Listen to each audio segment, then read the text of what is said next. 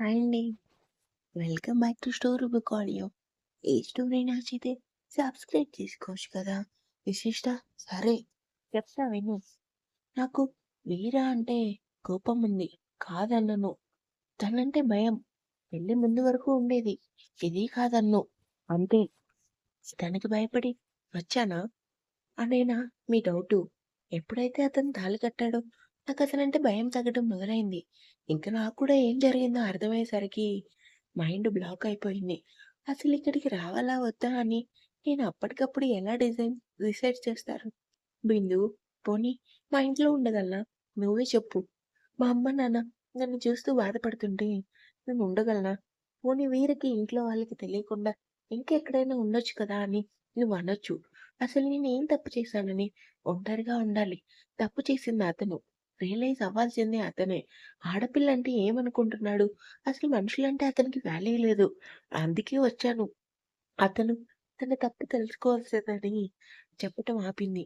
బిందు, సరేనే మీ పేరెంట్స్ దగ్గర ఉండలేనన్నావు. ఓకే. ఒక్కదాన్నే ఉండమని ఎందుకంటావు? మా దగ్గర విశిష్ట మధ్యలో కట్ చేస్తూ ఎన్నాళ్ళు ఉండమంటావు? ఒక నెల, 2 నెలలు. అయినా ఒక పెళ్లి, ఆయన అమ్మాయి కారణాలేమైనా కానీ ఎంతకాలం వేరే వాళ్ళ దగ్గర ఉంటుంది? బిందు, అంటే నువ్వు కేవలం వీరతో పెళ్లయిందని కారణంతో వెళ్ళావా? సరే, కారణాలు నువ్వెన్నైనా చెప్పు విషి. అతను తన తప్పు తెలుసుకుంటే ఏం చేస్తావు? అతనితో ఉండిపోతావా? విశిష్ట బిందు ప్లీజ్ వదిలేయ్. నేను తర్వాత కాల్ చేస్తానంటూ పెట్టేసింది. ఆ రోజంతా తన రూమ్‌లోనే ఉండిపోయింది.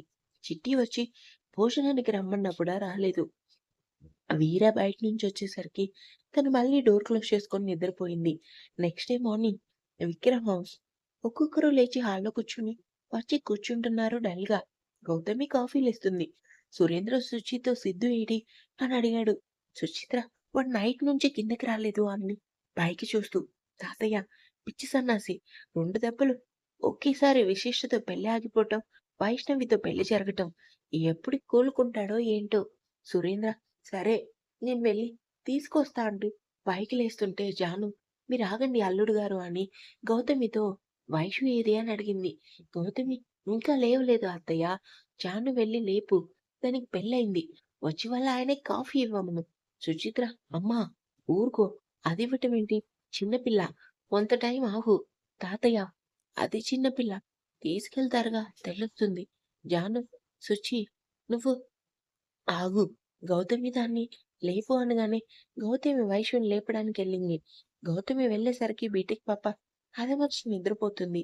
గౌతమికి తనని చూడగానే చాలా బాధేసింది. అయ్యో! హాయిగా చదువుకునే వయసు. ఎంజాయ్ చేయడం తప్ప ఏమీ తెలియదు.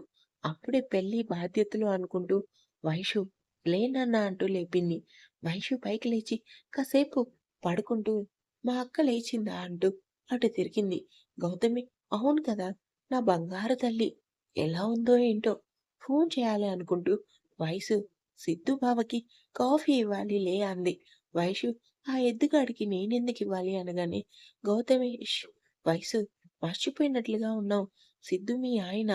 వైషుకి టపీమని నిద్రమత్తు వదిలింది. పైకి లేచి దుప్పటి తీసి విసిరేసి ఏమన్నావు? మమ్మీ ఆ ఎద్దు మొహం వాడు నాకు ఆయన.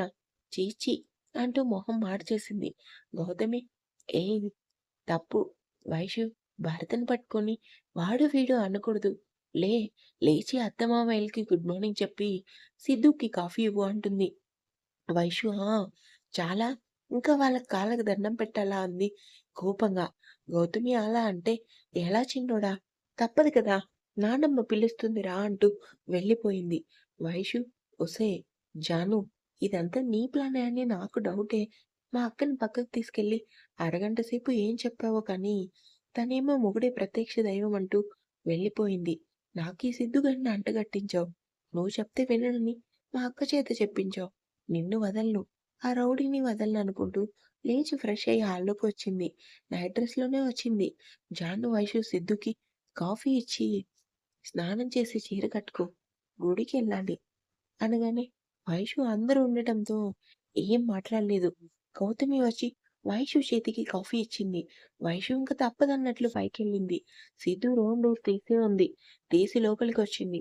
ముసుగు తన్ని పడుకున్నాడు సిద్ధు. వైషు వెళ్లి దుప్పటి లాగేసింది. Siddhu, mom let me sleep అన్నాడు కళ్ళు తెరవకుండా. వైషు ఓయ్! లే అంది అక్కడున్న చైర్‌లో కూర్చొని. సిద్ధు లేచి కళ్ళు తెరిచి వైషుని చూసి, నువ్వా? హౌ డేర్ యూ నా రూమ్‌లోకి రావటానికి? వైషు హలో! ఇది మా ఇల్లు. ఈ రూమ్ మాది. నువ్వు పడుకున్న బెడ్ నుంచి కప్పుకున్న దుప్పటి వరకు అన్నీ మావే అంది కాఫీ తాగుతూ. సిద్ధు అయితే ఏమంటావ్? నన్నెందుకు లేపావ్? అది చెప్పవే రాక్షసి. వైషు నీకు కాఫీ ఇమ్మంటే లేపా. సిద్ధు అయితే ఇచ్చేసి వెళ్ళిపో అన్నాడు చిరాగ్గా. వైషు ఇంకెక్కడ కాఫీ? నేను తాగేశా. సిద్ధు తాగి ఏడ్చావుగా. ఇంకెందుకు నా ఎదురుగా? వెళ్ళు అంటాడు. వైషు అబ్బో! నీ ఎదురుగా కూర్చోవాలని నాకేం లేదు. పెద్దవాళ్ళు ఫీల్ అవుతారని అంటూ కాఫీ ఖాళీ చేసి కప్పు వైషునేసింది. సిద్ధు ఏయ్! నీకిదే చెప్తున్నా. మాతో యూకే రావద్దు. వైషు ఆ మాటేదో నువ్వే చెప్పు మీ మామయ్యకి. నాకేం సరదా లేదు నీతో రావటానికి. సిద్ధు నాకేం పని? నువ్వే చెప్పు. వైషు చెప్పకపోతే మానేయ్. అండ్ ఇంకోటి నన్నేంటి ఏదో చూడరాదని చూసినట్లు ఆ ఎక్స్‌ప్రెషన్ ఏంటి? ఆ! అంటూ కోపంగా చూసింది. సిద్ధు నాకు మామూలుగానే నువ్వంటే ఇష్టముండవు. ఇంక నీతో పెళ్లి. ఉఫ్! నా కర్మ కాకపోతే. అందుకే నిన్ను చూడ్డం కూడా ఇష్టం లేదు. వైషుకి ఇంక మెంటల్. మరో రేంజ్‌కెళ్ళింది. అంత ఇష్టం లేని వాడివి నిన్న ఏం చేస్తున్నావు? నాతో పెళ్లి అనగానే ఎందుకు ఎద్దులా తలూపావు? చేసుకోనని చెప్పి ఏడవచ్చు కదా అంది ఊగిపోతూ. సిద్ధు బెడ్ మీద నుంచి దిగి షర్ట్ హ్యాండ్స్ పడుస్తూ ఏంటే నోటికొచ్చినట్లు వాగుతున్నావు? వైషు నువ్వు వాగావు కాబట్టే నేను వాగుతున్నా. నా జోలికొస్తే ఊరుకునే టైప్ కాదు. నువ్వు నీ తుప్పాసి మొహం. చల్ హట్ అంటూ సిద్ధుని తోసి కిందకి వచ్చింది. సుచిత్రకెందుకో తేడా కొడుతుంది. వైషు ఫేస్ చూడగానే ఎందుకంటే తన అందం ఒక్కటే విశిష్ట వస్తే తన కోపం ఈగో వైషుకి వచ్చాయి. వైషు మొహం మార్చేసుకుని కాఫీ కప్ గౌతమి చేతిలో పెట్టి లోపలికెళ్ళింది. సురేంద్ర ఏంటో ఒక్క రోజులో ఎన్ని జరిగాయి? సరే కానీ విక్రమ్ నాకు నెక్స్ట్ వీక్ అర్జెంట్ మీటింగ్ ఉన్నాయి. సిద్ధు నేను వెళ్ళిపోతాము. సుచిత్ర కొన్ని రోజులు ఇక్కడే ఉంటుంది. విక్రమ్ సరేరా అయితే వైషుని కూడా సుచిత్రతో పంపిస్తాం. సుచిత్ర అదేంటన్నయ్య అది చదువుతుంది కదా! ఫైనల్ ఇయర్ కదా! ఎగ్జామ్స్ అవ్వగానే పంపించండి అంది. విక్రమ్ అవసరం లేదు. తను నీతో పాటే వస్తుంది. ఎగ్జామ్‌కి ఇంకా బోలెడు టైం ఉంది. అప్పుడొస్తుందంటూ వెళ్ళిపోయాడు. గౌతమి ఏం మాట్లాడలేదు. అందరూ వెళ్ళిపోవడంతో జాను, సుచిత్ర మిగిలారు. జాను, సుచి గుడికెళ్ళి పంతులు గారిని అడిగి వాళ్ళిద్దరి శోభనానికి ముహూర్తం పెట్టిందా? ఏమంటావు అని అడిగింది. సుచిత్ర అమ్మ ఏం మాట్లాడుతున్నావు? వాళ్ళిద్దరికీ నిమిషం పడదు. అక్కడికి ఎళ్ళాక ఎలా ఉంటారా అని నేను టెన్షన్ పడుతుంటే ఫస్ట్ నైట్ అంట. ఏం అవసరం లేదు. అసలు వాళ్ళిద్దరికీ టైం ఇవ్వాలి. నువ్వు మధ్యలో దూరి ఇలాంటి ఫిట్టింగ్ పెడితే ఇద్దరు కలిసి నిన్ను ఓ చూపు చూస్తారు అంటూ వెళ్ళిపోయింది. జాను ఆహా! నేను అనుకున్నది నిజమైతే పిచ్చిదానా అప్పుడు తెలుస్తుంది జానకి అంటే ఏంటో అనుకుంది. విశిష్టకి ఫోన్ రింగ్ అవుతుంటే మెలకువ వచ్చింది. కాల్ ఫ్రమ్ అమ్మ. లేచి లిఫ్ట్ చేసింది.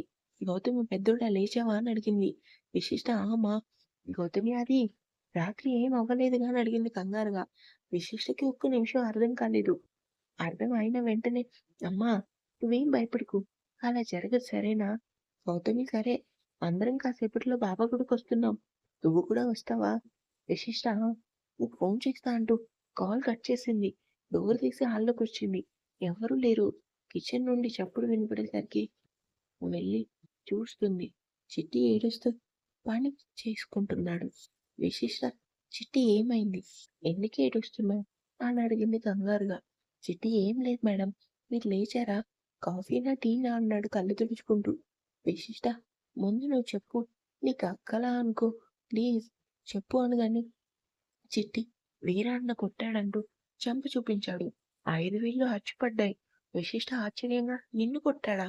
ఎందుకు? చిట్టి నువ్వు సారీ. మీరు లేవలేదు కదా! అన్నేమో మీకోసం టిఫిన్స్ భోజనం చేయమన్నాడు. నిన్ను సరుకులు తెమ్మని డబ్బులిచ్చాడు.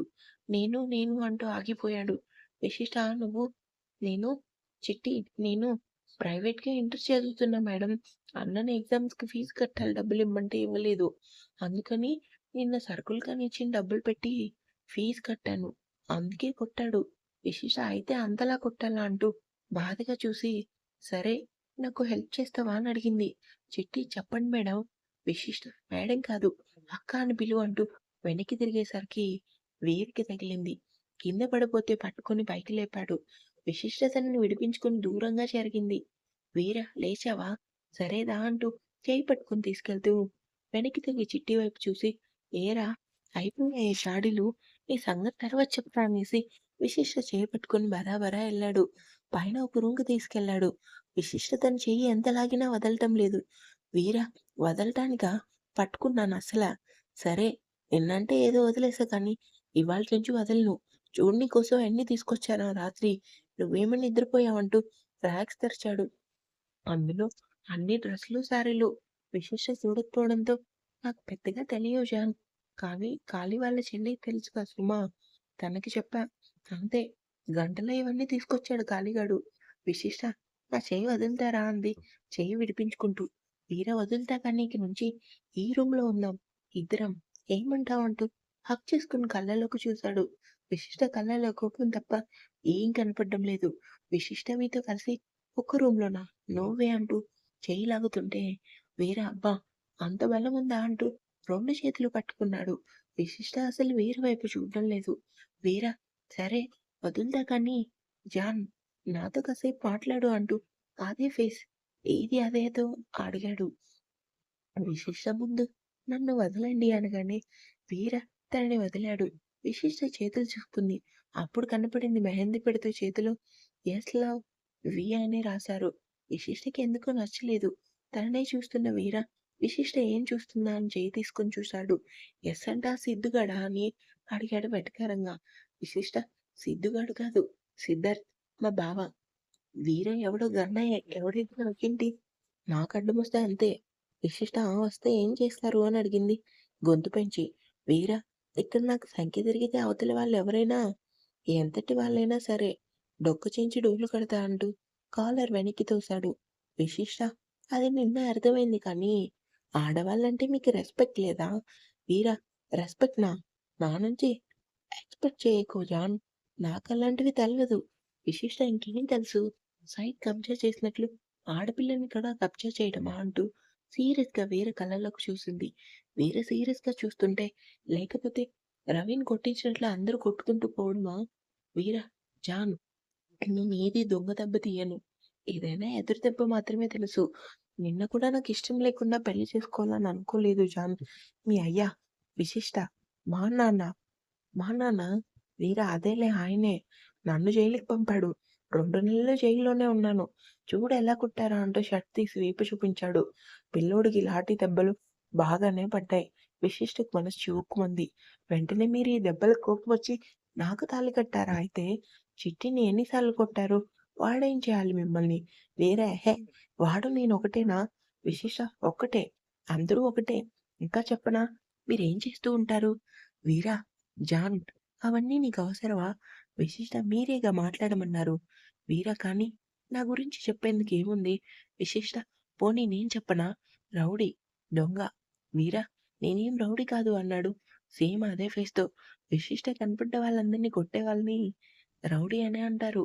అలా చూసినా మీలాగా దోచుకునే దొంగల కన్నా కష్టపడి పనిచేసే చిట్టి ఎంతో నయం. అయినా మీరు దొంగ అయ్యుండండి. చిట్టిని కొట్టడం ఎంతవరకు కరెక్ట్ అంది.